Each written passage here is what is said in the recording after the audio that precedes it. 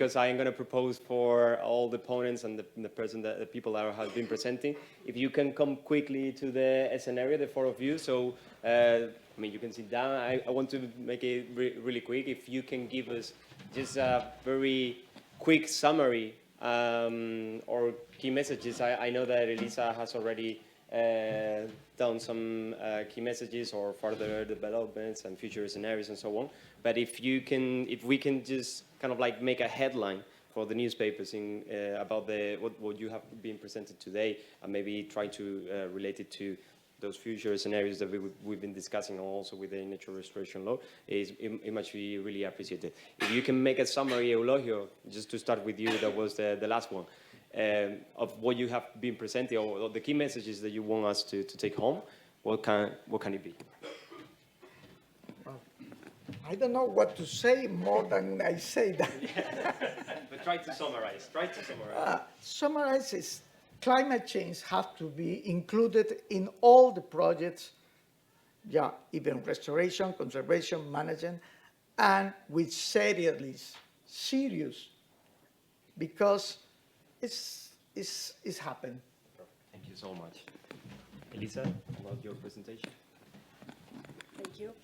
I would like to only tell that for me it's important.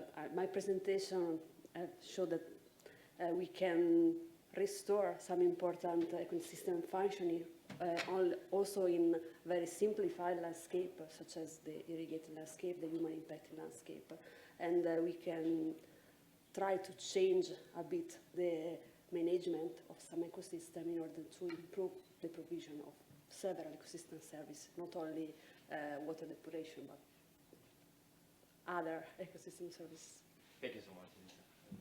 Alessandro, a key message to take home? Thank you. A key message to take home is that this is it's a very big opportunity that we have in nature restoration law. We have to do many more projects about rewetting in wetlands and peatlands to store more carbon and increase biodiversity. And we have the opportunity to do many practical intervention and we have to monitor the results of this with very simple or more complex methods.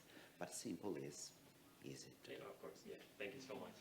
And Chris, just to wrap up. Yes, well, we have this nature restoration regulation, and it provides a lot of opportunities for upscaling wetland restoration all over Europe, but it will not come by itself. And I ask you all as scientists and also for site managers, it's important to come up with the evidence, with the data, that member states can take them effectively into account what is needed to be done to comply with the nature restoration law. Because if we leave it to someone in an office in Madrid here or in any other capital in Europe, I think many member states unfortunately see it a little bit as a burden.